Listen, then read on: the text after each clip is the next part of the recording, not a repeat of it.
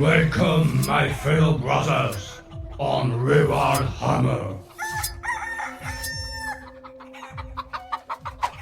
Eh bien, le bonjour à tous, mes très chers ruralistes. Salut à tous et bienvenue sur Rural Hammer, le podcast du Wargame à l'ancienne, un podcast dont vous n'avez pas eu de nouvelles depuis un certain temps, car votre serviteur était bien occupé à autre chose. Mais bon, on y est, c'est la toute dernière émission de l'année. Donc, coutume est sur ce genre de médias de faire une petite émission récapitulative, le fameux bilan 2025. Cependant, moi dans mon cas, ce que j'ai fait en 2025, vous êtes déjà tous au courant. Vous savez ce que j'ai peint, vous savez ce que j'ai fait, vous savez ce qui s'est passé globalement pour Rural Hammer durant une année 2025 bien chargée.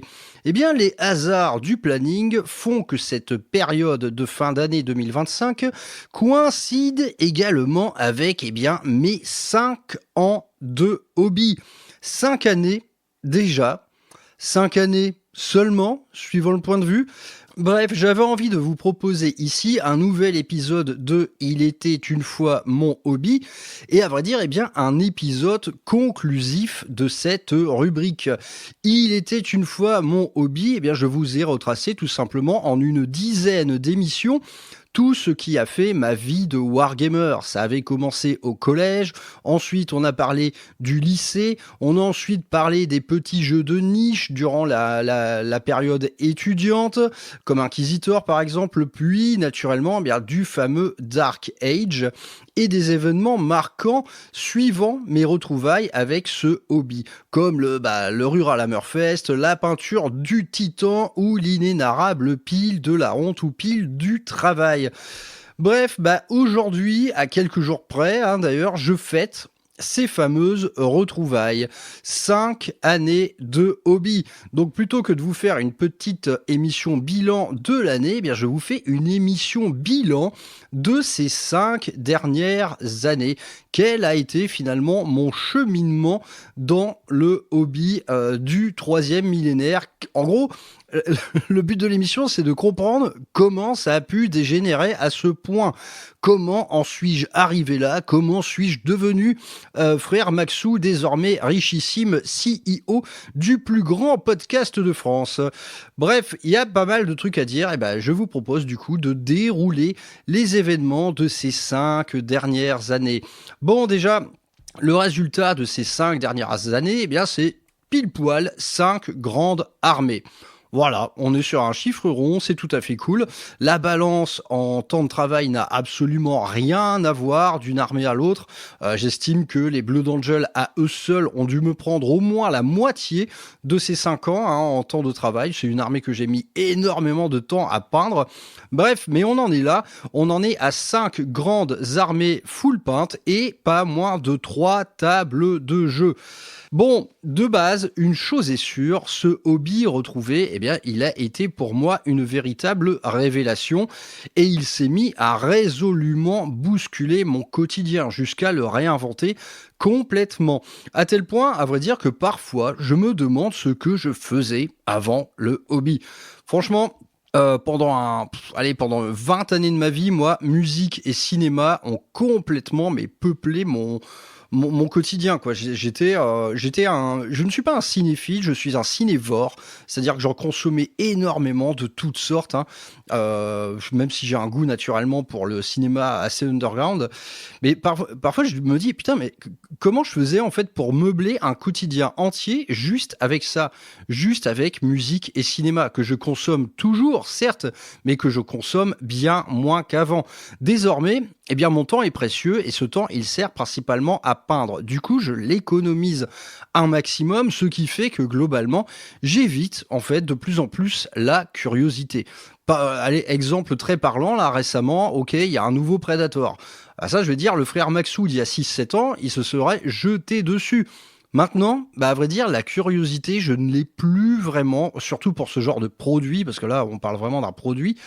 Voilà, je me dis, ouais, je vais regarder ça, je vais trouver ça gonflant, tu vois, c'est signé Disney avec tous les travers qu'on connaît, ça va me prendre 2 heures de mon temps, ce sera 2 heures durant lesquelles je n'aurai pas peint. Donc du coup, en fait, il y a une certaine balance qui s'est opérée par rapport à ça. Je suis toujours cinéphile, mais en tout cas, je ne suis plus cinévore. Quant à la musique, bien, elle ne s'est jamais tue, et fort bien heureusement. En bref, comment en suis-je arrivé là, à cette expérience de hobby désormais complètement acharnée, assidue, quotidienne, plutôt soutenue, hein, on va pas se mentir, et le plus beau dans tout ça, une expérience de hobby écoutée et entourée par des gens super. Ces gens super, ce sont vous, mes très chers ruralistes, qui êtes depuis toujours et à jamais mon fuel à enthousiasme. Bon, durant cette rétrospective, je vais relever justement les podcasts importants qui ont pu véritablement marquer des étapes dans la petite histoire de mon hobby et de ce média. Il y a pas mal de nouveaux petits venus ces 2 derniers mois sur Rural Hammer, donc peut-être que cette émission va répondre à certaines de leurs questions et je vais les aiguiller vers ce que sont les podcasts les plus cultes de Rural Hammer. En tout cas, ceux qui ont marqué le plus de changements pour moi. Bon, revenons au début de tout. Le contexte de ces retrouvailles avec le hobby. Je crois que je vous en ai déjà parlé dans mon émission sur le Dark Age. À l'époque, j'allais pas bien. J'allais pas bien du tout, c'était un cocktail de merde, comme disait Jacques Chirac, les merdes ça vole souvent en escadrille. Et bien là, j'y avais eu le droit, je m'étais cassé le bras, plus j'avais largué ma petite copine, plus reconfinement, mais hivernal cette fois, alors que le confinement printanier, moi j'en ai été très heureux, j'étais dans mon jardin, c'était parfait. Bon là, bref, il y avait rien qui allait, je me retrouvais seul avec un bras pété à ne savoir que faire. Et voilà, il fallait que je me mette la tête dans quelque chose, et ce quelque chose, ça a été Warhammer 40 000, avec le premier contact, qui a été la boîte Indomitus en V9. Donc, naturellement, je déballe le truc, et la première petite claque technique, ça a concerné naturellement les figurines qui avaient bien changé depuis que je n'avais plus mis la main dessus. Donc, concernant la qualité globale des sculptures, la finesse de détails, j'ai longuement observé ces grappes après réception et je me suis dit ok, on n'est plus dans le même monde. Et deuxième petite surprise qui allait avec, au risque de vous surprendre, ça a été le prix. Le prix, honnêtement, quand j'ai repris le hobby, c'est un des premiers trucs que je me suis dit, mais mec, les prix sont plutôt raisonnables. Il y avait même en fait des formats de boîtes qui avaient à peine changé de prix depuis que moi j'avais arrêté. Moi j'avais quitté les boîtes de détachement à 500 francs et j'ai retrouvé des start collecting à 70 €. C'était le même prix pour plus ou moins la même offre quoi. Donc je me suis dit c'est quand même pas mal tout ça. La boîte de base Indomitus à 150 balles, honnêtement on ne se sentait pas volé. Le livre était énorme, l'offre en figurine vraiment très très riche et ni une ni deux, j'ai trouvé un pote à qui revendre les Necrons et je m'en sentais vraiment très bien. Donc premier contact extrêmement positif, et dans la foulée de ce premier contact avec les grappes, il y a eu également les retrouvailles avec ce qu'a pu être la conversion à mon humble échelle. Et dans la foulée également un rapide point de vue sur l'offre désormais lunaire qui existe en impression 3D et en créateur 3D.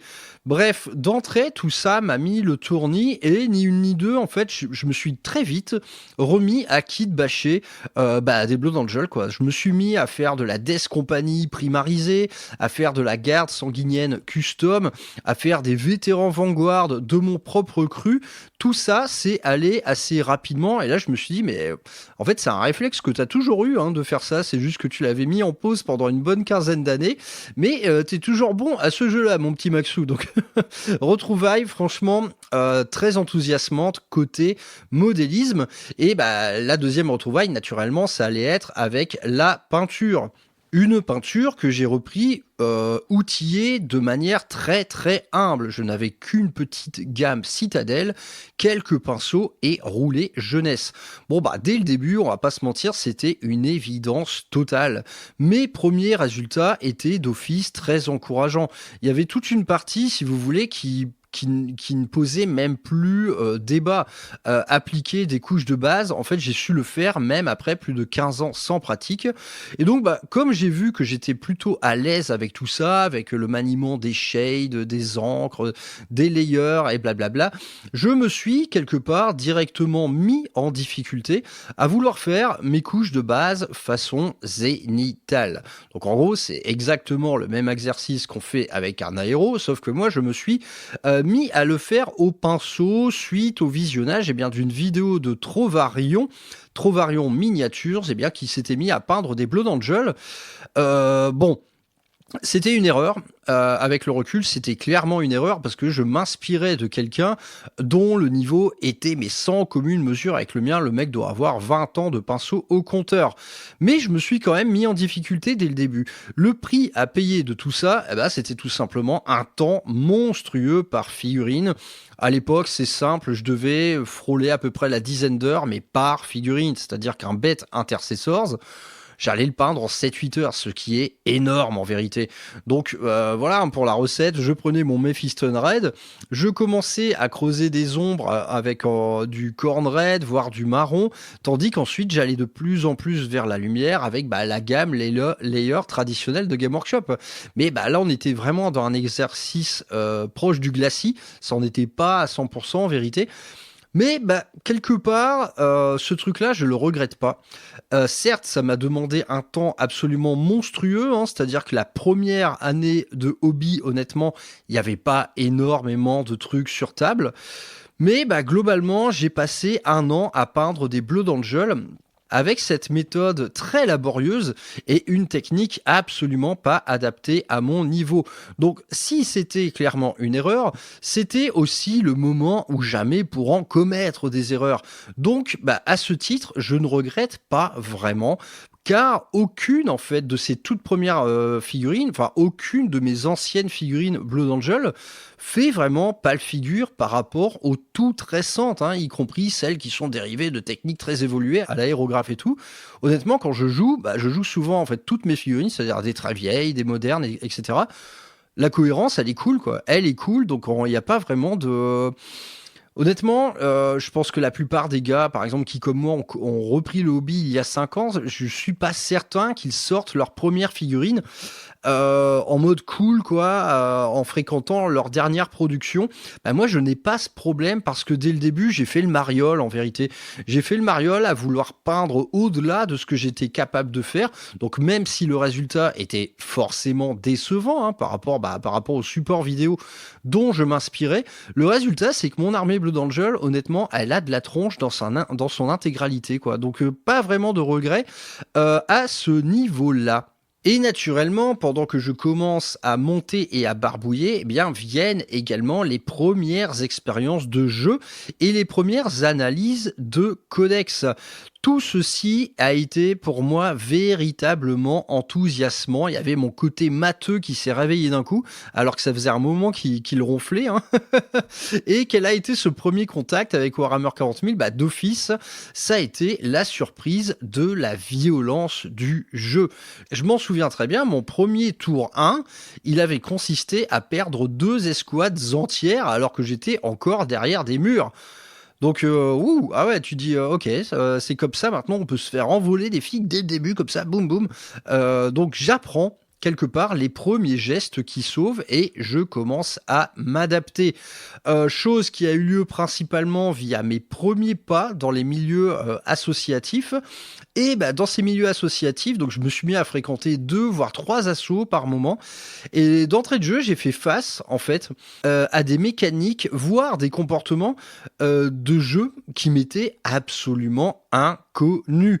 J'ai découvert que par exemple la pointe d'un railgun d'une Riptide Tau pouvait m'anéantir une escouade entière. Juste parce qu'en fait, la pointe de ce fusil voyait mon escouade. Je me suis mis à découvrir qu'on pouvait passer à travers les murs. J'ai découvert que les notions de couvert lourd ou léger étaient souvent très discutables. Je me suis mis à découvrir que les lignes de vue, il y en avait partout et tout le temps, y compris lorsqu'on était bien planqué.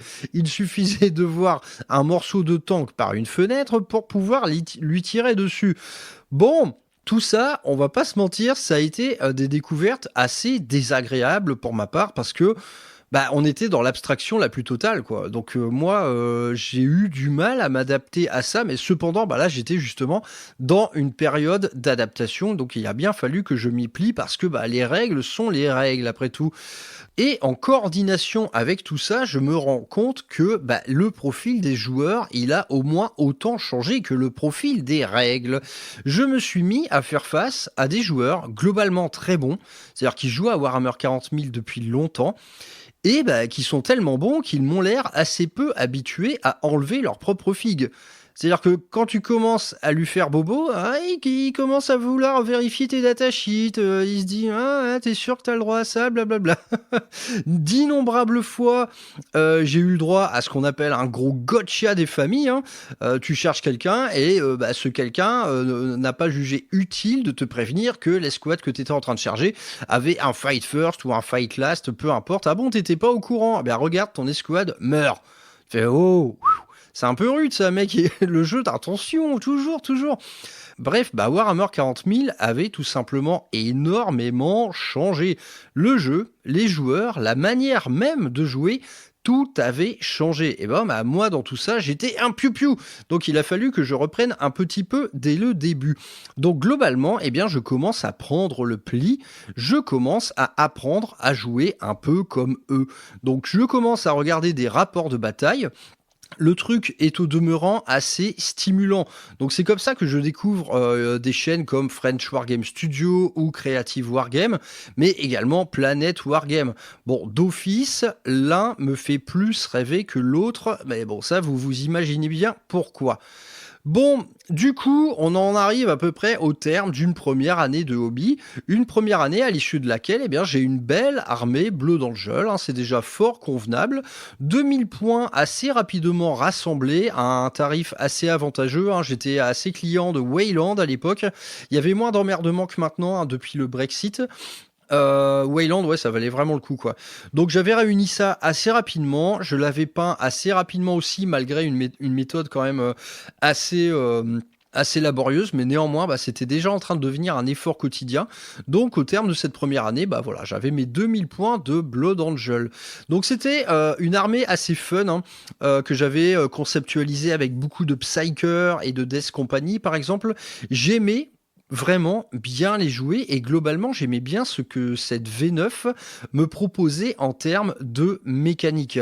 Cependant, quelques mois plus tard a déjà pointé le besoin de changer d'air parce que naturellement cette peinture rouge hyper longue commençait vraiment à me faire mal et mon gameplay, j'en ai fait quand même assez vite le tour parce que ce gameplay Blood Angel, il consiste à charger et donc à optimiser ses charges.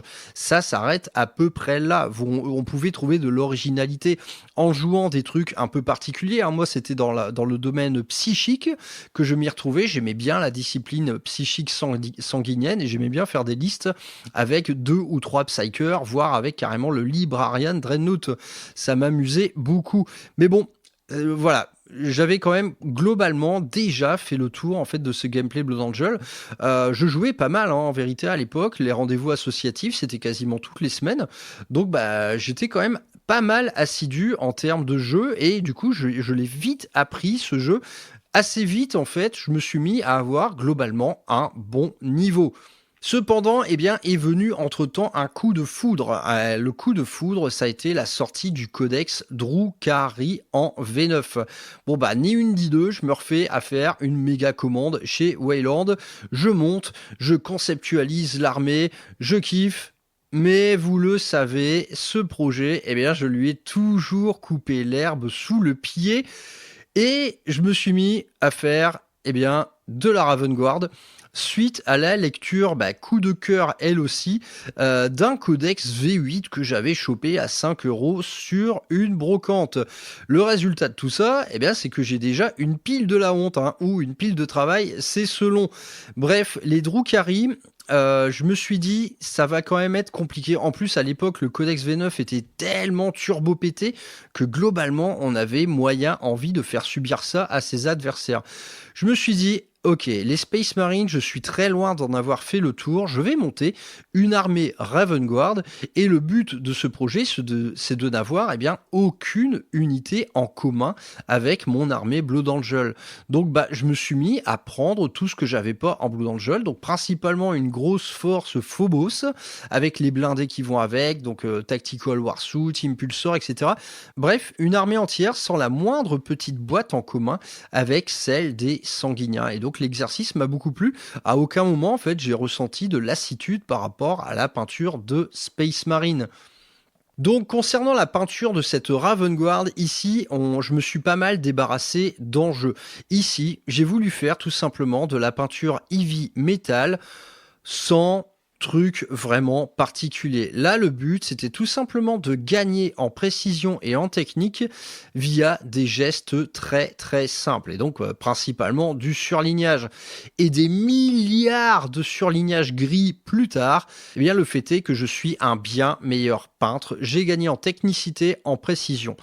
Bref, mission accomplie, même si, on va pas se mentir, la peinture Avant-Garde, c'était quand même assez pénible sur la fin, notamment. Et à l'issue de tout ça, le fait est que j'ai 2 armées jouables et j'adore ça. Et même en fait, sans trop l'avoir conceptualisé en amont, je m'étais déjà mis en fait à mener un projet thématique. Technique heavy metal, ok, mais également socle scénique assez travaillé, schéma Ravenguard un peu custom avec beaucoup de teintes froides comme le blanc, et je me suis mis également à faire mes premiers OSL au pinceau. Et ça a perduré sur les 3000 points que représente cette armée Ravenguard. Alors, vérité, à l'époque, elle en faisait 3500, mais depuis, c'est la vraie braderie en Space Marine. Tout ne fait que baisser en points. Il y en a marre. Bref. En tout cas, cette armée Ravenguard, elle a été faite assez efficacement. Là, en fait, en temps de travail, on était 2 fois moins long que les Blood Angel. Et naturellement, du haut de cette nouvelle armée peinte, je découvre dans la foulée un nouveau gameplay, et un gameplay qui, cette fois, est vraiment fabuleux, bien au-delà des Blood Angel en fait en termes de plaisir pour ma part. Bon, par contre, les armées Phobos à l'époque c'était vraiment très très mou et j'ai passé quand même un bon paquet de mois à me faire rouler dessus.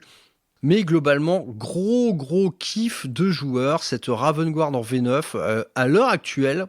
En termes de jeu, c'est toujours ma meilleure expérience. J'aime toujours autant la jouer en V10, mais franchement, ce codex V9, enfin on va dire ce codex V8, il m'offrait beaucoup plus d'options que désormais j'ai un petit peu perdu. Donc les mécaniques de V10, elles restent très réussies dans ce détachement-là, qui s'est largement enrichi récemment d'ailleurs. Mais l'expérience Ravenguard V9, honnêtement, j'ai surkiffé, même si ça voulait dire perdre. Nous en sommes donc à peu près à une bonne année et demie de hobby passé et donc déjà 2 grandes armées opérationnelles mais qui naturellement auront vocation à grandir. Côté peinture, c'est simple, je souhaite passer à la vitesse supérieure. Ça me plaît bien trop, j'ai envie de pousser les curseurs et donc je me paye une formation en aérographie chez Salaise, durant laquelle j'ai appris bien plus que prévu. C'était une formation aérographe avec véhicule en commun, un Imperial Knight, mais au-delà de l'aérographe et de toutes ses possibilités, j'ai également appris la peinture à l'huile, l'ajout de teintes, le weathering, les décalcos, etc. À partir de là, c'est mis à exploser mon champ des possibles. C'est simple, à partir de cette date, des projets, j'en avais plein la tête. Mais bon, j'avais du boulot à finir avant, du coup j'ai fini ma Ravenguard, mais que j'ai dû continuer au pinceau pour souci de cohérence, et à côté de ça, je commence à réinventer ma méthode pour peindre des Blood Angels. Et dans la foulée de tout ça, c'est exactement ce qui s'est passé pour le reste de cette année. Je me suis remis à faire des Blood Angels, mais cette fois en masse, avec beaucoup d'aéro, beaucoup d'huile, bref, j'ai vraiment mis le doigt dans l'engrenage de ce qui allait devenir pour moi ma discipline reine, c'est tout simplement la peinture d'armée. Entre-temps, j'ai également bien progressé en jeu et je commence même à aller en tournoi. Et oui, tu l'as pas vu venir, ça, Brother Maxou compétiteur. Bon, à vrai dire, pas du tout, parce que j'y allais en Ravenguard avec une liste complètement ultra molle, hein, mais ultra thématique, et qui généralement m'a toujours permis de gagner le prix de peinture. Bref, mais c'était une réalité à l'époque. Brother Maxou va en tournoi. Allez, si je devais faire l'effectif, combien j'en ai fait? Peut-être une petite dizaine, mais à vrai dire, jamais jamais des événements de ligue ni quoi que ce soit. Mais n'empêche que sur place, il y avait quand même des joueurs de ligue parfois, donc des très très bons joueurs. Donc globalement, ces tournois, ça a toujours été de très bonnes expériences. Par contre, partout de la laideur. Je ne sais combien de fois, en face de moi, j'avais une armée de merde sur une table de merde. Des décors en carton, des armées qui parfois n'étaient même pas peintes. À vrai dire, ça dépend de l'organisation des tournois, mais certains n'obligent même pas à jouer peint, ce qui pour moi est une grave erreur. Et bref, j'ai mangé de l'armée pas belle du tout, hein. Pas belle du tout. Il y a des exceptions naturellement. Il y a des gars qui venaient avec un gros niveau de peinture. Et à côté de ça, ça a été pour moi également, c'était un peu le truc de départ. J'étais curieux. J'étais curieux de savoir en gros quelle est la sociologie derrière tout ça. Quelle est cette sociologie qui consiste à vouloir vaincre à tout prix à Warhammer 40 000. Eh bien, cette expérience sociologique, honnêtement, elle est allée du très positif au désastre complet. J'ai vu des trucs complètement dingues, des comportements complètement dingues, et pour tout vous avouer, j'en avais même fait une émission que j'ai fini par censurer, tout simplement parce que je bitchais, mais beaucoup trop. À vrai dire, je pense qu'il y avait un certain ressentiment de ma part par rapport à tout ça, et clairement, les joueurs qui m'ont offert des comportements désastreux, je ne m'étais pas privé pour les tailler massivement, mais je me suis dit non, allez, c'est trop facile, celle-là, elle ne sortira jamais. Le but, c'est pas de taper sur les autres, et puis en plus, c'était en fait occulter également les très bons moments que j'ai pu passer en tournoi. Mais en tout cas, à l'issue de ça, j'étais tout à fait lucide en fait sur l'état de la population qui jouait à Warhammer 40 000, et je me suis dit ok, ce qu'on appelle désormais la méta, elle a énormément de travers. Si elle peut représenter des grands moments d'amitié, des moments d'accomplissement, des moments de bonne humeur, il y a quand même un paquet de travers, et tout ça a commencé un peu à me refroidir, parce qu'honnêtement les gars, quand vous passez 2h30, 3 heures à jouer avec un trou du cul complet, c'est dur, hein. C'est vraiment dur, quoi. C'est dur de garder son calme. C'est dur de continuer à être sympa, parce que le mec en face de vous n'a pas du tout envie de l'être. Donc là, vous vous dites, merde, jamais j'aurais cru ça possible, en fait, venant de quelque chose comme Warhammer 40 000. Néanmoins, je salue tous les adversaires qui ont pu croiser ma route et avec qui je me suis toujours bien amusé, mais je ne pouvais pas taire, en fait, ces quelques comportements désastreux auxquels j'ai pu faire face. Je n'en suis pas traumatisé, hein. Loin de moi l'idée, mais parfois je vous jure que plus d'une fois j'ai failli dire non mais c'est bon, on arrête la partie, hein. Je vois vraiment pas l'intérêt, t'es nul, ton armée elle pue la merde. Tu vois, t'avais vraiment envie de rage quit parce qu'il y avait rien à sauver chez l'opposant, hein, vraiment pas quoi. Et donc globalement, ceci faisant cela, je commence à être assez saoulé par la mécanique de jeu. Je me suis toujours pointé à ces tournois avec des armées complètement thématiques, hein. Donc je n'ai jamais joué que Ravengard en tournoi, alors que Blood Angel c'était beaucoup plus fort. Mais je voulais jouer à Ravengard, j'y trouvais plus de plaisir. Et dans ces tournois, je n'ai jamais été ridicule. C'était tous les tournois que j'ai fait, j'ai toujours eu au moins une victoire. Donc même si c'était une petite victoire, voilà, ça voulait dire que je passais pas mes journées à me faire rouler dessus. Donc j'ai jamais été véritablement ridicule. J'ai pris naturellement un des gros 20-0 des familles, parce que c'est inévitable, parce qu'en face de nous on a des listes super optiques quoi, mais à aucun moment en tout cas je n'ai eu justement la sensation de jouer Ravengard. Je jouais tout simplement des pions pour mettre des scores, et la révélation elle a eu un peu plus tard, hors tournoi cette fois. Je rencontre chez moi un adversaire qui, lui, est un véritable un véritable joueur de ligue, et il jouait Custodes à l'époque où c'était turbo fort, c'était des armées où il y avait que des motos et des Venatari. Donc je joue contre un joueur de Ligue 2 comme ça, et là j'ai tout compris. J'ai tout compris parce qu'on parle d'une partie où c'est simple, je n'ai pas joué. Je n'ai pu avoir aucune ligne de vue, je n'ai pu avoir aucune ligne de charge, je n'ai tout simplement pas pu jouer de la partie. Les seuls dés que j'ai lancés, ça consistait à me faire tirer dessus. J'exagère pas du tout, je vous jure, c'était une partie entière sans jeu de ma part. À part faire des mouvements, j'ai rien pu faire. Et c'est là que j'ai compris, quoi. J'ai fait OK. En fait, en face de moi, là, le mec, il a un niveau de jeu tel qu'il peut m'empêcher de jouer. Vraiment, son gameplay a été celui-là, à optimiser en fait le moindre de ses placements pour m'empêcher de jouer. Donc c'est tout simplement un très bon niveau de jeu, alors que moi j'avais un niveau de jeu très modeste. Mais là, j'ai eu le déclic. Donc j'ai compris déjà qu'on ne jouait pas du tout au même jeu.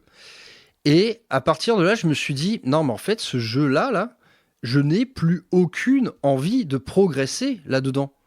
Si progresser, ça veut dire arriver à un niveau de jeu tel que tu puisses complètement empêcher le mec en face de toi de faire quoi que ce soit, bah non, pas du tout. Je veux pas vivre ça, moi, je veux pas faire subir ça à qui que ce soit.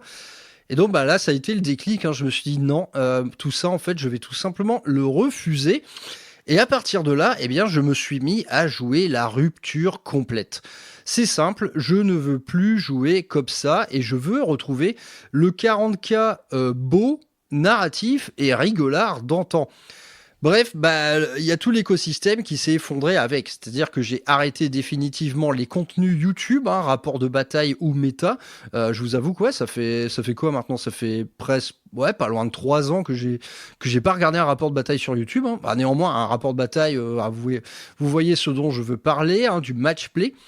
Donc j'ai arrêté tout ça pour finalement ne plus rester que sur le lore et avec pour prolongement les scénarios faits maison, les armées thématiques, les modes de jeu un peu originaux genre campagne, croisade, etc.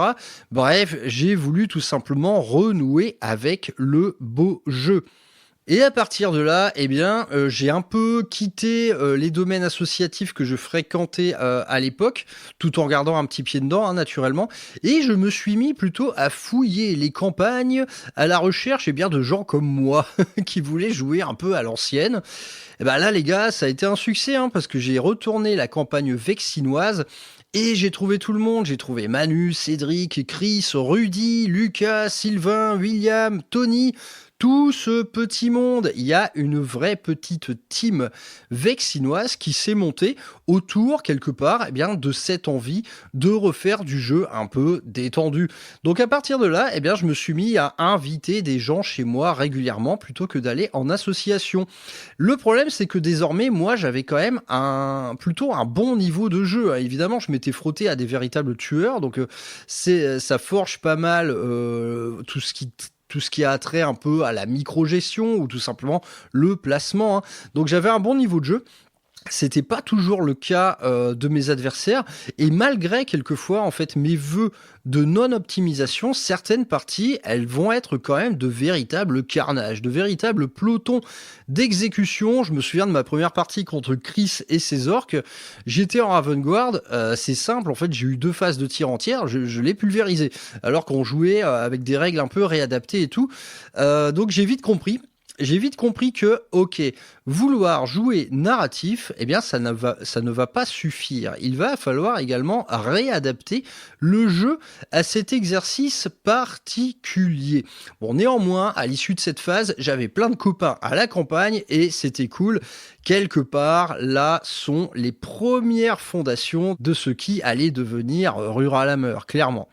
Mais en tout cas, je devais travailler un petit peu ma logistique. La première étape, de ce jeu réinventé, pour moi, ça a été les tables. Je me suis mis à en réaliser 2 en très peu de temps. 2 tables complètes, full paint, etc. Je me rends compte que l'aérographe, est salvateur. Je me rends compte, du potentiel de la chose. Et ce faisant, je deviens de plus en plus à l'aise avec cet outil. En tout cas, cette parenthèse modélisme décor, elle a duré assez peu de temps. Et à l'issue de ça, j'avais 2 tables entièrement peinte, très très cool. Donc là, naturellement, les parties à la maison, elles ont commencé déjà à gagner un peu en splendeur. Et côté peinture, un peu sans prévenir, hein, désormais à la tête de grandes armées de Space Marine, je me suis dit, allez, c'est le moment de changer et donc de commencer mes Drukhari. Projet Drukhari qui depuis avait dégénéré en projet Inari avec là aussi une table de décor associée.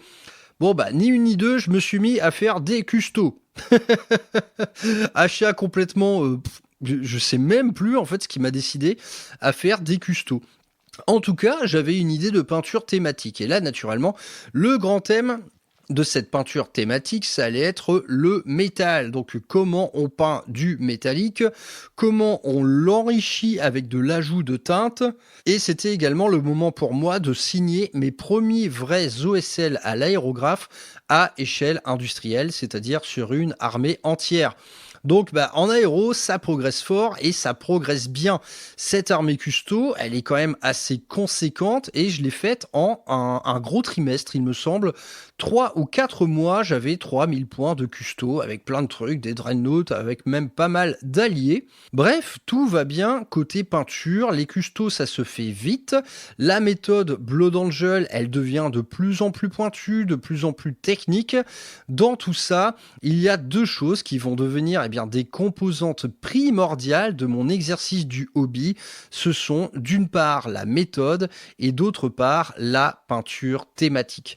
Désormais, tous mes projets ont ça. Ils ont un thème et ils ont une méthode qui va s'appliquer à ce thème. La peinture, désormais, je la pratique réellement, massivement et quotidiennement. Je suis en train de devenir fou avec la peinture. Ça me plaît beaucoup trop. Je veux aller toujours plus loin, toujours plus vite. Cependant, je vais quand même mettre un paquet de temps à finir ces 3 armées. Des Blood Angel, il me reste beaucoup de figurines à faire. On en est à peu près, là, à l'heure actuelle, j'en suis à 12 000 points. Hein. Alors, à l'époque, je devais en être à peine 5-6 000 et il me restait au moins le double à faire. Le projet Drukhari, il finit encore dans les oubliettes. Ça commence toujours pas, c'est tout simplement pas le moment. Mais en tout cas, voilà, j'avais mes 3 armées à terminer. Les custos, je me suis mis à leur rajouter des alliés. La Raven Guard, je me suis mis à rajouter d'autres petites unités pour varier les plaisirs de jeu, car c'est l'armée que je joue toujours le plus. Et Blood Angel, là, ça dégénère complet. Il y a des dreadnoughts partout. Il y a un effectif compagnie de la mort délirant. Il y a 25 Terminators. Enfin, bref, les Blood Angel, encore une fois, vont être l'armée qui va me réclamer le plus de temps, car concernant celle-là, je fais tout à niveau maximal, contrairement aux autres. Donc vous l'aurez compris, côté peinture et jeu, tout va très bien et ça va meubler à en fait cette 3e année de hobby. Cette 3e année de hobby, elle va consister à jouer beaucoup, à faire de plus en plus de décors, j'enrichis de plus en plus mes tables. La peinture, ça devient quelque chose d'acharné, mais durant cette 3e année, du coup, il s'est pas passé grand chose de plus. J'ai peint du Blood Angel, mais en veux-tu en voilà, hein, cette année-là, j'ai dû en peindre pas moins de 5000 points, et à vrai dire, j'en ai jamais eu marre, ce qui est par contre le cas maintenant, on va pas se mentir. Mais bref, en fait, cette 3e année, elle est servie à ça, elle a servi à finir mes 3 armées et à jouer. Et en termes de jeu, je me suis mis à réinventer à peu près tout, même si la fin de la V9, en fait, elle a sombré dans une surviolence, a presque me dégoûté en vérité. Mais maintenant, en fait, j'adapte systématiquement. Je rabats les cartes, j'écris mes propres cartes, j'invente mes propres objectifs, et le jeu narratif, en fait, il commence à devenir un vrai petit exercice intellectuel que je partage justement avec mes invités. Et dans tout ça, en fait, il y a de plus en plus d'enthousiasme, un enthousiasme dont j'ai de plus en plus envie de parler. J'ai envie d'agrandir ce petit cercle rural et de promouvoir la manière dont moi je joue et pourquoi pas rassembler des gens autour de ça. Vous l'aurez compris, c'était l'heure de la naissance de Rural Hammer, qui est né vraiment sur un coup de sang, comme une envie de faire pipi. Un jour, je me suis levé, j'ai fait « Tiens, attends, j'ai une carte son, j'ai des micros, pourquoi pas faire un podcast ?» Bah ouais, et c'était parti. J'ai très peu en fait conceptualisé Rural Hammer avant de faire ma première émission. J'avais trouvé les rubriques. Et surtout, j'avais trouvé le credo, hein, le wargame à l'ancienne et le Warhammer bien de chez nous. Donc Rural Hammer, ça a été quoi dans un premier temps? Ça a été l'occasion pour moi de propagander au nom du beau jeu et également de faire la promotion d'un certain art de vivre, hein, un art de vivre plutôt centré autour des plaisirs simples et du refus d'une modernité que j'estime asphyxiante, tout comme je pouvais parler du refus d'un milieu urbain de plus en plus anxiogène. Et là voilà, Rural Hammer était né et dans le sillage en fait de cette création de podcast, ont commencé à venir des émissions assez importantes, c'est-à-dire les émissions qui décrivent le plus en détail ce qu'est l'esprit de Rural Hammer. Donc à partir de maintenant, là, dans ce petit déroulé de ces 5 dernières années, je vais vous citer quelques émissions importantes. Donc parmi les premières, sur Rural Hammer, qu'est-ce qui a été important? Déjà, je pense que tous les Il était une fois mon hobby qui tournent autour du collège ou du lycée, ce sont des témoignages, je pense, qui me sont très très chers, hein, parce que j'ai vraiment vécu ça à l'époque comme un âge d'or, malgré tout le côté foireux qui allait avec un âge peu avancé, des moyens financiers assez nuls. Bref, il était une fois mon hobby autour du collège-lycée. Voilà, c'est des petites émissions de l'amour, tout ça, quoi. Mais à côté de ça, si on parle plus un peu de doctrine, de jeux, etc., une des émissions les plus importantes s'appelle Face à l'enfer, le hobby porte de sortie.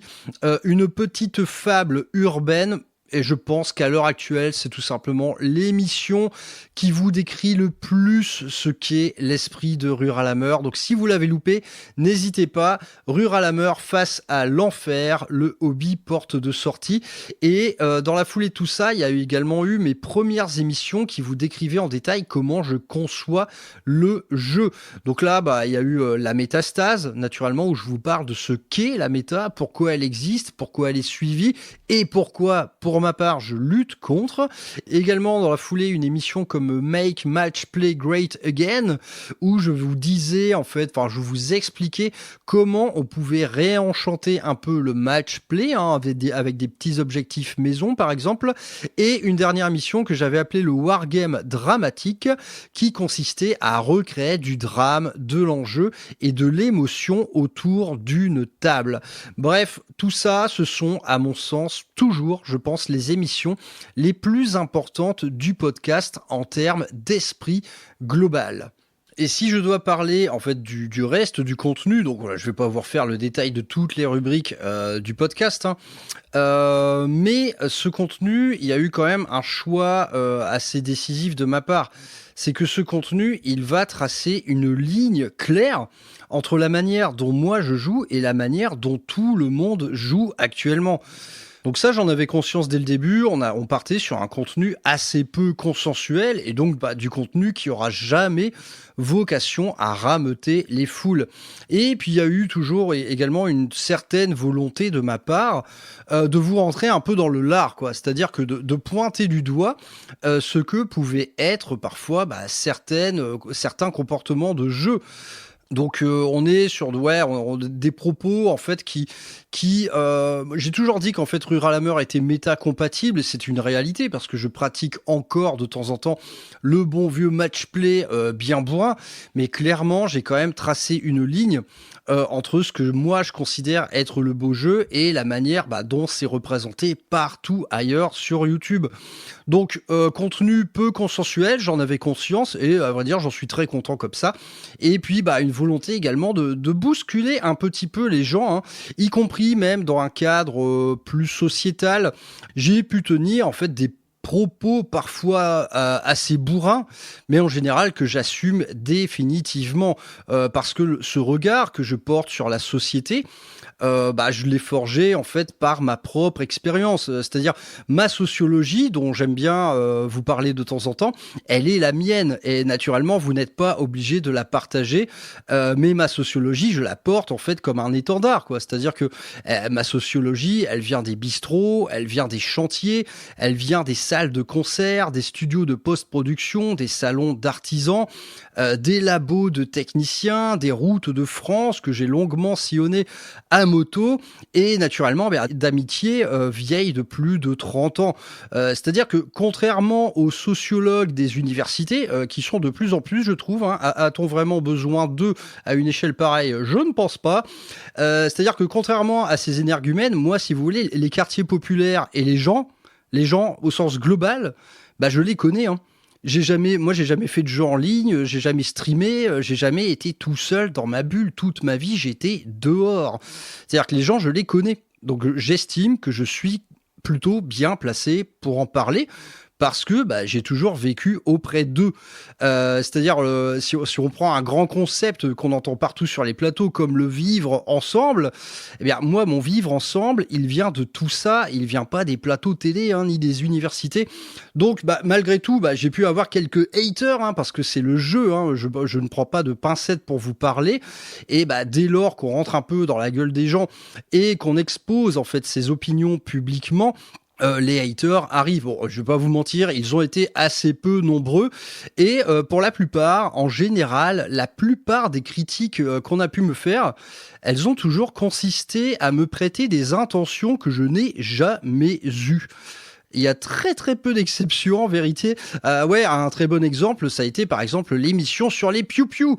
Ah mon Dieu, tu fais fuir les jeunes, t'es un affreux réactionnaire, c'est quoi cette éducation des années 60 et tout?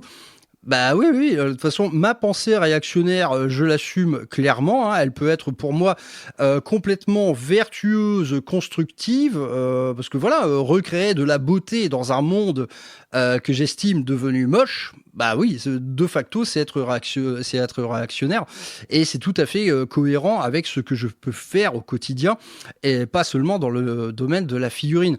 Bref, tout ça pour moi, ça fait sens. Bref, mais quand on me critique un petit peu comme ça, à vrai dire, on me colle une étiquette dont je n'ai jamais voulu et à vrai dire que je ne porte même pas. Parce que les piou-piou, par exemple, les gars, en vérité, je m'en occupe en permanence. Je suis devenu un mentor pour certains d'entre eux, avec qui j'ai des conversations en ligne ou en réel très régulières, et j'endosse ce rôle avec beaucoup de joie. Et parfois, les piou-piou, je leur rentre bien dans la gueule, ils font de la merde, ensuite ils font des progrès, je les appelle les piou-piou et ça les fait marrer, tout simplement. Donc voilà, peu importe les critiques, de toute manière, il est trop tard pour changer. Après 40 ans, je veux dire, en fait, après 40 ans, tu fais la paix avec ce que tu es, tout simplement. Je pense que dans l'esprit, pour moi, la quarantaine, elle a été ça. C'est que ce que je suis, je l'assume à 2000%. Et si ça ne plaît pas à tout le monde, à vrai dire, le podcast a été pensé pour ne pas plaire à tout le monde. Donc pas de problème, les gars, vous pouvez aller voir ailleurs, ce n'est pas l'offre qui manque, loin de là, il y a plein de copains. Bref, le podcast, est en route. Les émissions fusent, à vrai dire, les 6 premiers mois, j'ai fait un paquet d'émissions, je tournais à peu près à 2 par semaine, si mes souvenirs sont bons, et assez vite, l'envie de faire plus que du numérique. Et ça va s'illustrer par de plus en plus de petites rencontres à la maison qui vont avoir lieu en coordination avec la création du Discord, cet espace numérique qui va devenir très vite le petit bistrot de Ruralamer avec tous ses habitués. Bref, à la clé, des petites rencontres à la maison, des émissions en duo, des rencontres avec d'autres sphères associatives, des petites journées de wargame apéritives.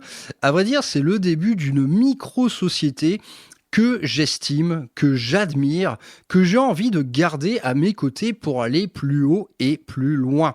Les gens à qui je parle, je commence parfois à sentir un lien assez puissant avec certains d'entre eux.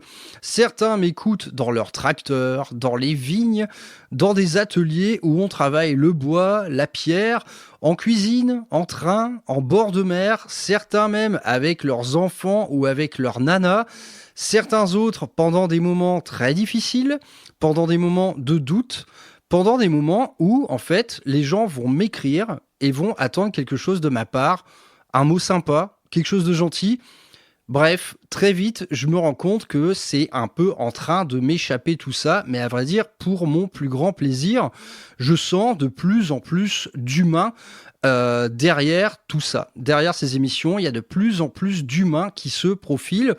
Et à un moment, il y a un mec qui m'a appelé en disant « Hey, écoute, on est en train de passer Board in Action en convention. » Là, je fais « Tenter. » Donc là, tu vois, l'événement avec 40 joueurs où ils commencent à écouter mes chansons, là, je me suis dit « Wow, ok, ça dégénère un petit peu. » Bref, c'est en train de devenir fou. À ma très humble échelle, pour moi, ça devient fou. Et je me rends compte que pour certains d'entre vous, eh bien, Rural Hammer, c'est devenu un petit machin important. Un petit rituel, un micro-événement, un moment à partager et pourquoi pas un petit plaisir régressif, un peu ringard. Et je vous avoue que si on déguste mes émissions comme on dégusterait une bonne vieille série B un peu bas du front, eh bien j'en suis ravi, Thérèse. Je n'en demandais pas tant. Et surtout, j'ai toujours le temps de répondre à tout le monde. Et ça, j'ai jamais envie que ça change. C'est l'avantage, en fait, d'une micro-communauté, c'est que vos sollicitations, j'aurai toujours le temps d'y répondre, les gars. C'est comme ça eh bien, que je suis devenu le mentor, virtuel ou pas, de pas mal de gens en termes de peinture. Et principalement, mes amis, les piou-piou. Mais ça, ouais, j'ai pas envie que ça change. Du coup, je m'imaginais en fait faire un peu de promo un peu massif sur les réseaux sociaux, etc. Eh ben non, finalement, je n'ai rien foutu. Le seul réseau social où vous pouvez avoir du Rural Hammer, c'est mon Insta. Mais c'est mon Insta perso. Il y a une page Rural Hammer, mais on va dire, il n'y a personne dessus parce que je m'en occupe jamais. Volonté a été faite de laisser œuvrer le bouche à oreille, loin finalement du YouTube game et des mécaniques liées à ces réseaux sociaux que j'ai tendance à fuir comme la peste, on va pas se mentir. Et la récompense de tout ça, c'est comme je vous l'ai dit, des jeunes piou-piou dont je suis devenu le mentor, des projets d'armée tangible que j'ai inspiré auprès de hobbyistes assez passionnants pour la plupart. Il y a des mecs qui m'ont suivi sur la voie du Brushido que je prône à tort et à travers. Et il y a des gars qui ont voulu faire leur première partie de Warhammer 40 000 avec moi et des conseils peinture, mais par milliers, dont je reçois toujours les résultats en photo. Bref, comme je vous l'ai dit, de plus en plus d'humains. Malgré tout, parmi ces humains, il y a des gars qui sortent du lot et je pense que les piliers de comptoir de Rural Hammer, vous les connaissez bien souvent. Donc je vais pas faire la liste de tous mes pochetrons au bistrot, mais honnêtement ils sont de plus en plus nombreux.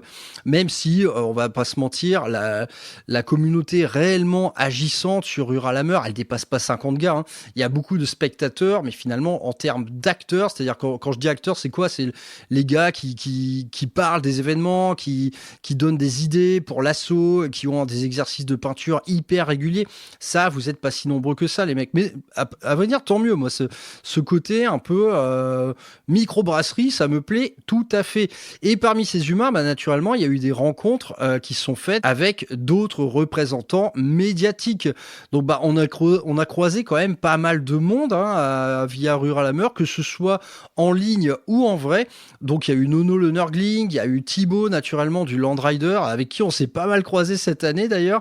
Il y a eu Vatsec et en ligne, il y a eu Vexarel, la méthode RAF, Diffuse, Décontracté Ductant. J'en passe, vous avez été nombreux quand même. Bref, des rencontres qui sont parfois fugaces, c'est-à-dire qu'elles n'ont pas vocation à durer plus longtemps qu'une simple émission, mais néanmoins une émission où on se marre bien. Et il y a eu d'autres rencontres qui lentement en fait sont en train d'allumer les braises de cet incendie à venir qu'est le jeu narratif en France. Donc clairement en fait dans toutes ces collaborations, je pense que certaines d'entre elles vont être durables. durable, ça va se croiser en fait. Ça va se croiser de plus en plus via des événements interposés. Voilà, vous pouvez en fait le sentir quelque part, ce bouillonnement. Chez le Land Rider, ils ont fait leur émission récap de 2025. Voilà, via le petit courrier des lecteurs, on voit qu'il y a une espèce d'effervescence en fait autour d'un exercice du jeu plus détendu, autour du beau projet, autour des événements sympas. On voit que tout ça, c'est en train de se remuer tranquillement et naturellement. Pour œuvrer en la matière, j'ai désormais des partenaires de choix et je leur fais à tous des gros bisous. Et en parlant de partenaires, il y a eu également des relations en fait plus, à vrai dire, plus amicales comme professionnelles, hein, avec des partenaires matériels comme Sales Figurines, l'atelier du Carlin Dodu ou dans un autre type de prestation, la prestation lore, Xavier de la Minute Warp. Hein. Tout ça également, ce sont des contacts que j'espère au long cours avec des collaborations durables parce qu'on s'est rendu compte que ça marchait du feu de Dieu tout ça. Bref, on a les représentants médiatiques, on a les artisans en France, on a les piliers de comptoir de Rural Hammer et on a toute une vague d'humains qui écoutent plutôt en silence. Mais à vrai dire, cette micro-communauté, je la trouve déjà superbe et une communauté en fait que j'ai pu voir de plus en plus en vrai via les salons. Donc pour le moment, c'est surtout le Hammer Time auquel je suis abonné, 3 éditions déjà. Les salons pour moi, ça a été waouh, à chaque fois de très très grands moments, de vraies grandes surprises également. C'était vraiment le week-end de bonheur par excellence, où les auditeurs de l'ombre, ils sortent du bois pour venir me rencontrer avec leurs femmes, avec leurs gosses, en ramenant des bières ou même des cadeaux. Voilà, ça c'est quelque chose que je ne raterai désormais pour rien au monde. Ça a toujours été les Hammer Time, des grands moments de rencontre. Ça a été vraiment super quoi. Et dans le prolongement de tout ça, avec un Rural Hammer qui commence à s'installer un petit peu dans la sphère médiatique francophone, côté logistique, est venu ce qui va être sans doute l'étape la plus importante pour moi dans tout ce parcours du combattant. C'est naturellement la salle dédiée. La salle dédiée, il y a eu clairement un avant et un après. Ça a absolument tout changé. Le planning, les méthodes, le matériel et plus globalement en fait l'hygiène de toute mon activité hobbyistique. Donc ça a été un gros chantier ça quand même, mais ça a été relativement vite fait grâce à la qualité de mes artisans. Big up à Julien d'ailleurs, il a fait un super travail. Mais ça a été un coup de tête. Mais un coup de tête très réfléchi, si vous voulez. Là, moi, j'étais dans une sphère professionnelle qui commençait à s'effriter. Donc, j'avais un grand studio de post-production à mon domicile. J'ai choisi de le fermer totalement. J'ai choisi de défoncer tous les murs, de faire une seule et grande pièce pour donner naissance à un atelier de travail qui allait me servir aussi bien moi que ma chérie et son atelier de couture et de création. Bref, avoir une grande salle où on pourra rester en amoureux, travailler dans de bonnes conditions en écoutant des fictions audio. C'était le projet. Ça a eu lieu assez vite. En un trimestre, c'était plié cette histoire. C'était meublé et prêt à l'emploi. Cette salle dédiée, c'est depuis ce moment-là clairement que mon hobby a dégénéré. Il a dégénéré en volume horaire, il a dégénéré en qualité, il a dégénéré en tout. Donc à ce jour, c'est toujours la plus grosse étape que j'ai franchie, la salle dédiée au hobby. Il y a eu un avant, maintenant il y a un après. Et qu'est-ce qu'il est cool cet après? Qu'est-ce qu'il est cool? Vraiment, la salle dédiée, voilà, avec tous les avantages que vous savez, c'est-à-dire la place, le rangement, la mise à disposition immédiate, en fait, de notre hobby. C'est, voilà, je m'assois à un endroit, hop, j'ai tout le hobby devant moi. Il y a juste à choisir les pots, à rincer son pinceau, tu vois, c'est parti. Il y a plus de délire, ah non, je dois réaménager la table de la salle à manger, je dois ranger ça pour... Ah non, ça c'est terminé, c'est derrière moi. Maintenant, j'ai une autoroute de hobby devant moi via cette salle dédiée et c'est sans doute la meilleure chose que j'ai faite, vraiment, ça se regrette à aucun moment. Mais retournons un petit peu du côté du jeu. Globalement, nous sommes désormais en V10 et j'ai pris beaucoup de plaisir durant cette première année de V10 avec ce petit système de match play un petit peu réinventé qui était plus frais, je trouve, que celui développé en V9. Mais malgré cette première année de V10, une fois encore, même si je réinvente un peu tout, tu vois, même si je change les cartes, même si je fais des missions custom, même si je ressors de plus en plus un petit peu les scénarios White Dwarf, malgré tout, je sens une fois de plus le vent tourner. Honnêtement, la période index, moi, elle m'a beaucoup plu. Ceux qui rencontraient des problèmes avec cet index, c'est tout simplement les gars qui jouaient uniquement à très haut niveau. Mais lorsqu'on en restait à des parties amicales, franchement, l'index, pour moi, il était béton. Je le trouvais vraiment très très bien fait. Mais je sens le vent tourner plus que jamais. Les data slates sont incessantes et le power creep est de retour. Plus que jamais, à vrai dire, on doit se montrer inventif pour ne pas subir les revers d'un jeu qui semble avoir mis toute la sphère casu à la poubelle. Donc je ne vais pas revenir là-dessus, vous connaissez la chanson, hein, ça a été de très nombreuses fois évoqué dans des émissions, mais la V10, ouais, au terme de cette première année, je sens que ça va repartir comme en V9, ce sera de plus en plus violent, ce sera de plus en plus un jeu de trade. Et ça me déprime un petit peu. Cependant, il y a quelque chose qui est venu littéralement sauver ma V10. Naturellement, il s'agit de Boarding Action. Mon petit rayon de soleil, mon nouveau moteur à projet et un exercice de jeu qui a tendance à venir complètement embrasser les valeurs que je porte via le podcast depuis à peu près une dizaine de mois maintenant. Le podcast doit en être à peu près à 10 mois d'existence. Alors naturellement, ce jeu, j'en parle. Je suis à peu près le seul à le faire et ça plaît à pas mal de monde.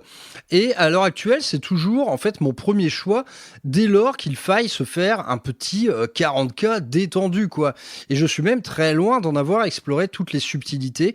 À vrai dire, il y a pas mal de trucs qui arrivent. Il y a les accessoires pour jouer des campagnes plus détaillées qui arrive. Il y a une nouvelle map, la map Necron, tout simplement, qui sera peinte cette année.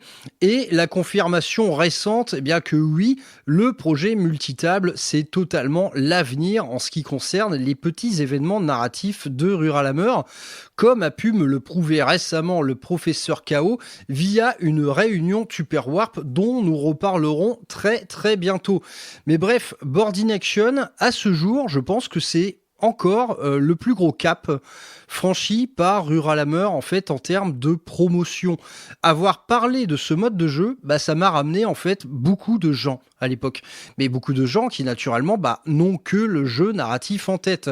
Et avec les émissions qu'on a pu faire avec Xavier ou celles que j'ai pu faire en solo, ça demeure à ce jour de très beaux cartons d'audience sur Spotify. Donc ça a été très écouté tout ça et on a porté pas mal de gens en fait dans ce mode de jeu là et j'ai eu d'innombrables retours de mecs qui se sont mis à peindre leur décor et à faire découvrir à leurs potes, à leur asso et à vivre eux aussi une expérience V10 tout à fait délicieuse. Donc ça m'a rendu naturellement très très enthousiaste. Donc les émissions Boarding Action, il y en a eu quelques-unes. Il y a eu la révélation Boarding Action, il y a eu la fameuse émission Rêve d'abordage et après une multitude en fait d'émissions comme C'est notre projet où je vous parle régulièrement de projets dédiés à Boarding Action, à quel point c'est chouette en termes de jeu, de modélisme et de peinture. Donc à ce jour, c'est toujours en fait le mode de jeu chouchou de Ruralhammer et c'est très très loin d'être fini pour ma part. Et dans le sillage de cette découverte, où en est la peinture ? Côté peinture, les gars, ça commence à ne plus déconner du tout. Mes outils, désormais, je les connais et je les maîtrise. Et c'est en fait la première fois que j'ai une forme de certitude par rapport à ce que je suis capable de faire. L'incarnation de la chose, ça va tout simplement être la Death Guard. Une Death Guard qui a été conceptualisé autour de Boarding Action, justement. C'est notre projet qui s'appelait le Terminus Est, et cette Death Guard, elle va représenter tous les plus gros partis pris artistiques que j'ai eu à ce jour. Et là, cette fois, j'utilise bien le mot artistique. Jusqu'à maintenant, moi, je me considérais comme un technicien. Avec cette Death Guard, j'ai voulu jouer un peu les artistes, c'est-à-dire proposer ma propre vision de la Death Guard. Donc visuellement, l'armée est vraiment folle. Elle fait un gros carton sur les réseaux sociaux. Bon, ça amène pas vraiment grand-chose de plus à Rural Hammer, mais il y a eu un monde fou sur Instagram grâce à ces photos de Death Guard. Elle est pas finie, hein, mais je suis dessus là. Je suis dessus en ce moment même. Bref, une armée de ouf qui m'a quand même pris 6 mois d'effort. Et du coup, je suis fatigué. Je suis fatigué et ça va pas s'arranger avec la suite parce que la suite, évidemment, ça a été le Titan.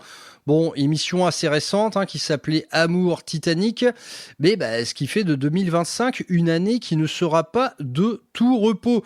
Tiens, puisqu'on en est sur la fatigue, eh bien en parlant de fatigue, on va quand même causer du Rural Hammer Fest, ce projet un peu foufou. Le Rural Hammer Fest, on en a parlé en long et en large, mais à froid, là, on analyse à froid, ça a été quand même la concrétisation à la fois bancale et magnifique de tout ce que je comptais en fait incarner via ce podcast. Bon, ça a été pensé comme un petit meeting rigolo. Et ça a fini en campagne narrative totale et moi je l'ai vécu tout simplement comme une de mes plus grandes aventures humaines à ce jour. Il y avait tout. Il y avait les belles tables, il y avait la bonne bouffe, il y avait des sourires partout, il y avait des poignées de main que j'ai senties en fait enflammées par la certitude d'avoir passé un moment d'exception. Cependant, c'était aussi un travail absolument pas raisonnable et comme je vous l'ai déjà dit, un travail que je ne suis même pas sûr de pouvoir réitérer un jour sous la même forme. Du coup, du haut de cette fatigue, je me suis mis à réfléchir à la suite et je me suis dit qu'il fallait faire plus régulier, plus humble, à de plus petites échelles, tout en maintenant en fait un lien étroit avec la ruralité, que ce soit via ses lieux de vie ou son savoir-faire. Bon tout ça, ça a été quoi ? Ça a été la création de l'association et la fondation de ce qu'allaient devenir les réunions Tupperwarp.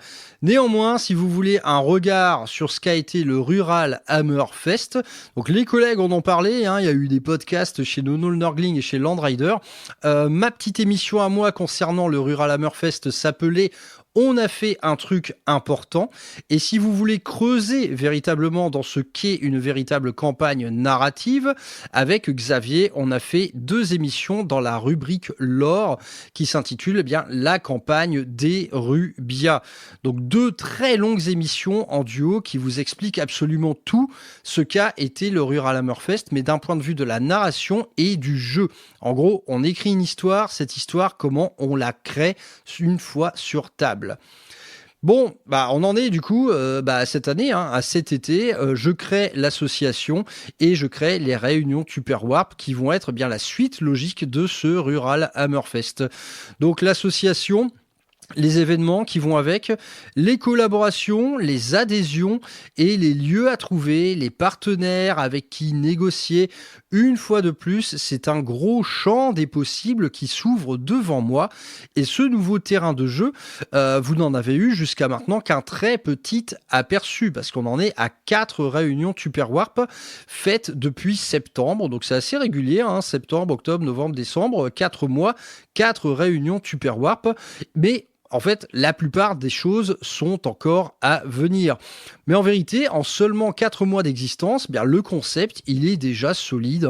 On a eu 2 petites réunions de bistrot sympas comme tout, une collaboration épatante avec l'association Arcane et une partie Apocalypse complètement épique dans une salle de concert. Concernant ces 2 derniers événements, je reviendrai dessus en détail lors de la prochaine gazette. Mais si vous ne savez pas de quoi on parle, côté émission du podcast, il y en a 2. Ça s'appelle Association Rurale et d'autre part les Réunions Tupperwarp. Réunion Tupperwarp qui a été la 100e émission de ce podcast.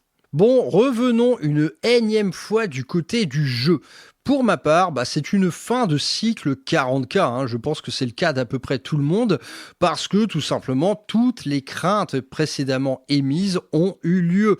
On a eu du codex surpété, en veux-tu, en voilà, de la data slate, mais hyper intense, qui ne faisait que booster tout le monde sans mettre de nerf à personne. Le jeu est désormais devenu complètement archi bourrin, hein, comme l'a été la fin de la V9 d'ailleurs. Les dernières vagues de codex vont dans ce sens, et à ce titre, j'ai parfois honte de jouer ma Death Guard, même avec des listes molles, quoi. C'est une catastrophe, ce codex, il est beaucoup trop fort. Bref, j'ai envie, à ce moment-là, d'un jeu qui se fasse sans effort supplémentaire de ma part. Un jeu qui, sans effort, renouerait avec mes aspirations premières. Bon, Horus Heresy, hein, évidemment. La V3 vient de sortir et je rechoppe immédiatement la fièvre de l'Astartes. Et la mission concernant ce jeu, pour ne pas trop pirater mon planning de peinture, ça va être de faire de l'efficace, mais de l'efficace potentiellement sans compromis non plus. Le résultat, il est accouché dans la foulée avec une grande armée Iron Warrior dont je suis très content et que j'ai peint en 1 mois et demi. Voilà, très bien. Exercice de chantier radicalement différent de tout ce que j'ai pu faire jusqu'à présent. Et pour l'avenir, les projets Horus Heresy, maintenant que je suis en confiance par rapport au format, par rapport aux figurines et tout, ça va être des projets Horus Heresy plus petits, plus personnels et plus mignons globalement. Globalement, en émission, on a couvert ça via l'appel de la Légion qui vous explique comment rassembler une Légion Astartes. Et d'autre part, l'émission qu'on a faite en duo avec Aries Ferum qui s'appelle l'hérésie en tout petit et qui vous encourage à aller vers des petits modes de jeu narratifs à Horus Heresy V3. Et en guise d'acte final de cette année 2025, il y a eu l'ouverture du studio de formation de peinture. Un studio de peinture que j'ai bêta-testé durant 6 mois, qui a représenté un investissement assez conséquent. Donc il y a quand même un enjeu financier derrière, on va pas se mentir, mais toujours du plaisir au demeurant. Mais potentiellement, c'est une vraie nouvelle voie pour moi. On verra ce que ça donne. Et c'est tout à fait en adéquation avec l'espèce de doctrine que je défends en fait auprès de vous, qui vous encourage à devenir de meilleurs peintres, de meilleurs hobbyistes, parce que devenir un meilleur peintre, un meilleur hobbyiste, ça vous fera peut-être devenir un meilleur homme. Donc l'émission est toute récente, hein, ça s'appelait « Je vous forme à la peinture ». Je n'en dis pas plus à ce sujet, tout a été dit en ce début du mois de décembre. Bon, les gars, on y est. Voilà. Ça fait 5 ans, presque jour pour jour. Ça a été des débuts, évidemment, relativement assez timides, hein. Ça ne pouvait pas en être autrement lorsqu'on reprend un hobby tout seul dans son coin. Et ça contraste pas mal avec ces derniers mois qui auront été menés à 200 à l'heure. Bon, je vais vous avouer un truc, avec cette espèce de hobby super intense, c'est que je suis plus vraiment de première jeunesse. Et je me demande parfois, en fait, si j'agis au bon moment. J'aurais bien aimé être plus jeune et physiquement plus apte pour faire tout ça. Mais je vais faire de mon mieux, soyez-en assurés. Parce que de toute manière, je suis quelqu'un qui demeure beaucoup à l'écoute de son corps en toutes circonstances et je vais ménager ma monture. Certains d'entre vous ont pu me faire remarquer que ouais, Max, t'arrêtes pas, là, tu crées une asso, tu crées des événements, tu crées une école de formation de peinture, etc. Mais non, en vérité, je suis pas du tout en burn-out. Moi, Rural Hammer ne s'est jamais fait autrement que paisiblement, excepté ce mois de préparation vraiment terrible qui a précédé le Rural Hammer Fest. Mais je vais pas vous mentir, un jour, une vraie grosse pause hobby, c'est franchement pas impossible. C'est juste que pour le moment, j'en ai jamais eu marre. Et idem, en ce qui concerne les événements, les réunions Super Warp, il faut savoir que la plus petite de ces réunions, c'est quand même toujours beaucoup de fatigue et beaucoup d'efforts. Voilà, il faut venir la veille, installer tout ça, il faut venir parler avec la patronne pour voir si tout est ok, il faut négocier, ensuite le lendemain on y retourne pour faire le ménage. Donc en fait, la moindre de ces petites réunions, il y a toujours beaucoup de kilomètres et beaucoup de temps en fait, beaucoup de temps disponible pour vous préparer ça de la meilleure manière possible. Donc les événements et les réunions Super Warp, Warp, je vais maintenir le rythme. Globalement, ce sera un par mois. Que ce soit via moi seul ou en collaboration avec les copains, on sera à peu près sur un événement par mois. Et je maintiendrai ce rythme, mais uniquement si l'affluence est à la hauteur de l'investissement, des heures de route et de cuisine. C'est ça qui compte, hein. Je vous l'ai déjà dit, moi, le nombre de pouces bleus, le nombre de followers, je m'en fous complètement. Moi, ce qui importe, c'est le nombre de gens qui viennent à mes événements. J'ai un projet, je veux faire briller le jeu narratif dans un premier temps dans ma région, dans un deuxième temps dans le pays tout entier. Bah, si l'affluence à la hauteur, je continue. Si par contre je commence à faire des événements qui ne sont remplis qu'à moitié et tout, bah là il faudra commencer à se poser des bonnes questions. Est-ce que j'ai emprunté la bonne voie ou est-ce qu'on ne devrait pas rester sur des événements moins nombreux et plus exceptionnels? Il y en aura des événements exceptionnels, ne vous en faites pas. Bon, bah, il est temps maintenant de causer un petit peu de l'avenir. En gros, ça va être quoi les 5 prochaines années? Bon, côté peinture, là on est sur quelque chose de complètement innombrable. Là, je suis en train de le faire, il faut finir la Death Guard. Ce sera le premier acte de 2026. J'espère avoir terminé ma Death Guard pour février, mi-février. Hein. Ça va être difficile de faire plus rapide que ça. Ouais, en vrai, je sais pas. On verra. on verra si en janvier je suis chaud. Là, de toute façon, j'ai un aveu à vous faire. C'est ce dernier mois, je n'ai quasi rien peint, tout simplement parce que j'ai eu la fièvre du montage. J'ai eu tellement de figurines d'un coup, je me suis dit, oh putain, je me suis mis à tout monter, là, j'ai eu la fièvre. J'ai monté des Dreadnoughts, j'ai monté de l'infanterie, mais par dizaines de dizaines. J'ai un stock de figurines, les gars, vous êtes pas prêts. J'ai tout simplement monté tous mes projets Horus Heresy et il y aura pas mal de surprises à ce niveau-là. Bref, 2026 en peinture, on termine la Death Guard. Et l'autre gros projet de l'année, ce sera tout simplement toute la partie Aeldari. J'ai une armée Inari, on va déjà refaire la partie Eldar dans un premier temps. Ensuite, pêle-mêle, j'ai plein d'autres trucs. J'ai une patrouille d'abordage tyrannide qui commence à traîner depuis un moment. À vrai dire, c'est le Titan qui m'en a privé. J'ai une nouvelle table. Une table Mechanicus désertique qui va être trop belle. C'est possible qu'il y ait une deuxième table d'ailleurs. Et côté Horus Heresy, j'ai une petite armée Alpha Légion. J'ai aussi une petite armée Imperial Fist. J'ai aussi quelques petits titans pour Legio Imperialiste. Et un autre projet non des moindres. C'est 3 détachements d'abordage Necron avec le décor qui va avec le fameux Tomb World. Donc je pense que ne serait-ce qu'avec ça, une année n'y suffira pas. On verra comment ça se passe, mais déjà, finir la Death Guard, et quand elle sera finie, cette Death Guard, quand il y aura... il y a combien là? Il y a 4000 points, hein. Il y a au moins 4000 points. Ouais, en vérité, il y a bien plus. Il y a peut-être presque 5000 points de Death Guard. Ah, celle-là, je vous jure que quand je l'aurai finie, waouh, c'est tout simplement ma plus belle armée, il n'y a pas de débat, elle est bien supérieure aux autres, elle va être incroyable, cette Death Guard, une fois qu'elle sera terminée. Côté podcast, qu'est-ce qui va se passer? Pas grand-chose. Je crois que je vais tout simplement continuer Rural Hammer tel qu'il a toujours été. Les mêmes rubriques, on va continuer tranquille, le petit bonhomme de chemin. Moi, la formule actuelle, elle me plaît bien, il n'y a jamais de stress, j'ai pas envie de révolutionner tout ça. Néanmoins, mes très chers auditeurs, si vous avez des suggestions pour faire de nouvelles rubriques, pour faire de nouvelles émissions plus fraîches, n'hésitez pas à me le soumettre.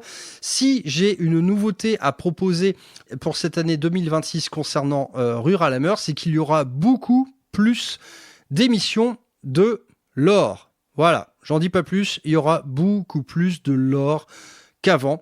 Je me suis dit, mec, c'est quand même un comble, t'es un amoureux du lore, tu fais pas d'émissions. Cependant, ces émissions, elles demandent beaucoup plus de préparation que les autres. Donc c'est pour ça qu'il faut peut-être s'attendre à des rythmes de sortie qui changent un peu. Mais néanmoins, je ne l'annonce pas parce que honnêtement, je vais le faire complètement au feeling et ça va bien se passer. Qu'est-ce qui va se passer d'autre en 2026 ? Il va se passer des ateliers peinture collaboratifs ou associatifs. Donc ça pourrait être très bien réservé uniquement aux adhérents de Rural Hammer. Ces ateliers peinture, ils pourront prendre plusieurs formes. Il y aura de la peinture de décor, ça c'est sûr. Il y aura, pourquoi pas, du projet d'armée en commun. J'ai quelques idées qui traînent à ce niveau-là. Là-dessus, je reviendrai très vite chez vous, mais je pense que le premier atelier peinture, il aura lieu au printemps. Et ce sera un atelier de peinture décor participatif auquel vous pourrez venir donner un coup de main pour peindre les décors de l'association et dans la foulée, naturellement, profiter de mon enseignement. Donc du Tupperwarp, ça, il va y en avoir très régulièrement, il va y en avoir à divers formats, en divers lieux, à divers endroits, il va y avoir des surprises. Petit rappel, ces réunions, ça peut également être les vôtres, les réunions Tupperwarp sont un concept ouvert, que vous soyez un particulier, une association ou même une entreprise, il n'y a aucun problème, on peut organiser quelque chose en commun, ça vous a été détaillé dans l'émission sur les réunions Tupperwarp. Donc du Tupperwarp, ça arrive, il n'y en aura pas en janvier. Ça, c'est la pause. En janvier, je finis ma Death Guard. Je vais être très occupé. Il n'y aura pas de réunion Tupperwarp en janvier. Par contre, il y aura sans doute une petite partie à la maison parce que j'ai envie de jouer Death Guard en ce moment. N'hésitez pas, si vous avez envie de faire un petit match Death Guard à 2 ou 3 000 points. Je suis chaud bouillant. Je vous invite. Je paye le poulet rôti et l'apéro. Et qu'est-ce qui va se passer d'autre en 2026 du côté de l'association, avec mon cher trésorier Chris, ça va être le moment de faire tous les dossiers relou pour les demandes de subvention. Ces demandes de subvention, donc elles peuvent promouvoir l'association à une échelle plus régionale et pourquoi pas gratter quelques billets pour vous proposer autre chose. Et quand je dis autre chose, ça sera sans doute des lieux d'exception. Si on se fait du fric, on pourra proposer des réunions Tupperwarp dans des lieux dont vous n'avez potentiellement jamais rêvé pour faire un petit Warhammer 40 000 dedans. Donc stay tuned. En tout cas, le planning des réunions Tupperwarp, il arrivera en janvier. Donc en janvier, pause événement, il n'y en aura pas. Là, je sors à peine de l'apocalypse. C'était absolument usant. Je vous en reparle bientôt. Donc pause événement en janvier. De toute manière, en janvier, c'est toujours un mois où personne ne fout rien. Donc on perd pas grand chose, je pense. Mais le planning Tupperwarp du premier semestre, il vous sera révélé au courant du mois de janvier.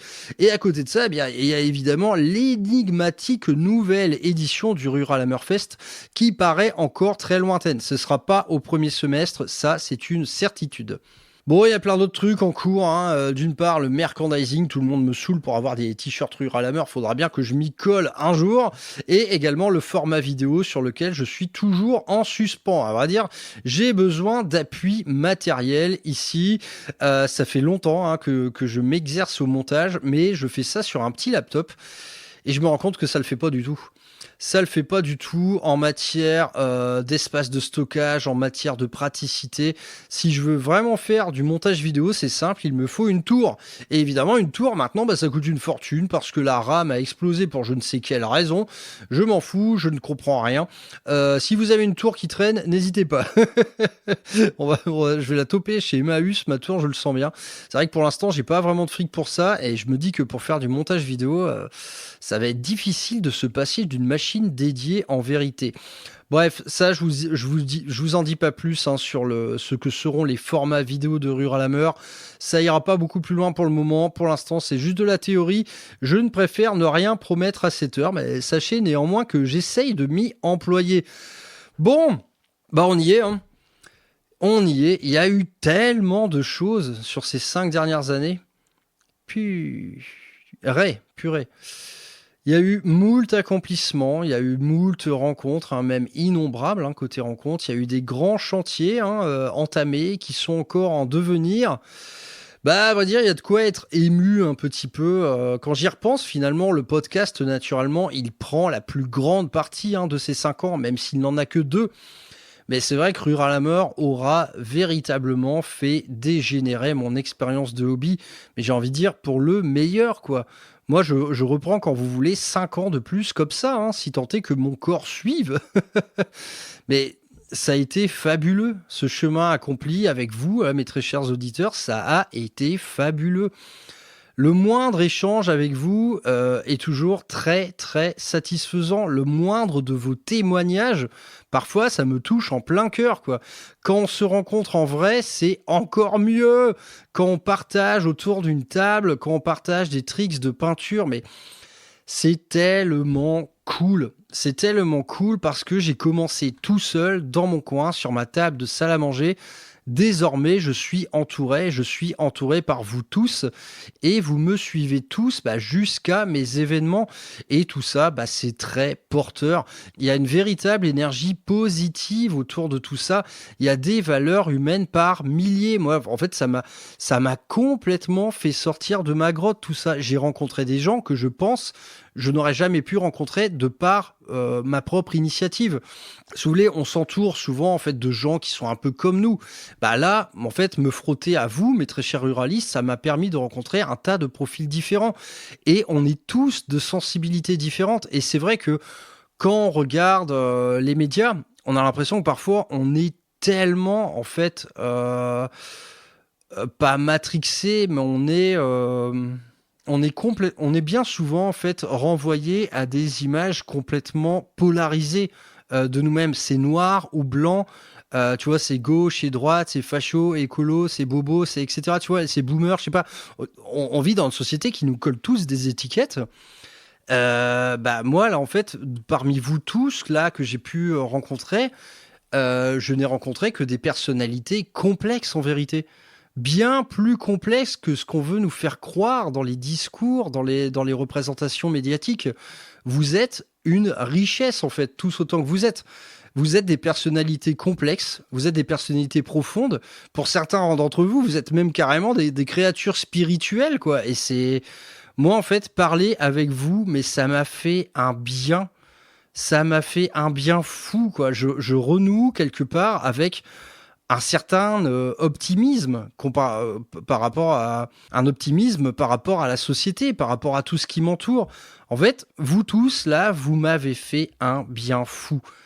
Le hobby m'a fait du bien, mais véritablement, ce qui a tout changé, c'est vous, là. C'est vous qui vous êtes pointé au Rural Hammerfest, c'est vous qui vous pointez à mes événements, c'est vous qui m'envoyez des messages pour me partager des retours d'expérience sur tel ou tel mode de jeu, qui me faites des retours, là, sur vos efforts en peinture, sur votre progression. Ça me régale. Ça me régale, mais en fait, je veux jamais que ça s'arrête, si vous voulez. Je suis pas devenu addict à ça, faut pas déconner, mais en fait, ça fait du bien. Ça fait tout simplement beaucoup de bien. Et pour cela, les gars, je ne peux que vous remercier. Merci de me suivre. Merci de m'écouter. Merci de partager sur les réseaux, sur le Discord de Rural Hammer, ce qu'est votre propre hobby. Et parmi vous, en fait, je connais des gars qui, idem, en fait, en 2 ans de Rural Hammer, ils ont eu des expériences de hobby véritablement folles, qui leur ont fait rencontrer des gens, qui leur ont fait sortir de leur zone de confort. C'est une certitude pour moi, devenir un meilleur hobbyiste, ça peut vouloir dire devenir un meilleur être humain. Et honnêtement, je pense que Rural Hammer a créé une meilleure version de Frère Maxou, je pense. Beaucoup plus sociable, beaucoup plus entreprenante, beaucoup plus positive, je pense. Moi, de base, j'ai une âme sombre, tu vois. Je suis un ancien métalleux, un ancien gothique, tu vois. Mais moi, là, tout ça, ça m'a fait du bien, ça m'a fait beaucoup de lumière, ça m'a fait beaucoup de peinture fluo dans ma vie, le hobby. Bref, on en est à 5 ans, on en est à 2 ans de podcast, mais que de choses terribles il nous reste à accomplir, les mecs. Soyez à mes côtés, brandissons tous ensemble en fait cet étendard du bon goût, cet étendard du beau jeu. Je pense que tous ensemble, là, on peut se former une petite armée qui œuvrera pour le bien. Et j'ai hâte de vous annoncer la suite, j'ai hâte de voir ce que deviendront les réunions Tupperwarp à l'avenir.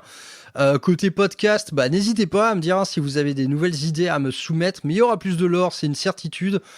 Bref, je suis un peu en train de tourner en rond, tout ça je l'ai déjà dit, il est tard, on est quasiment jour pour jour avec mes 5 ans de retrouvailles avec le hobby.